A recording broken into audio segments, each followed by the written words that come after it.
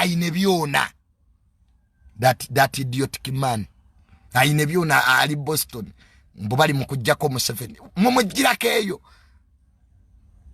How can you remove a president in another country? America baba bagala okujjako Biden bajja mu Uganda. Nemu abana banopo mwetago kuba emiggo.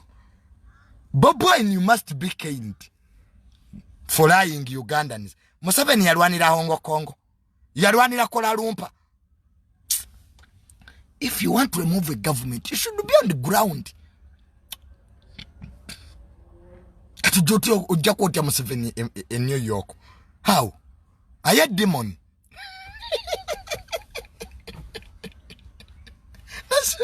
That's why Zeyseka.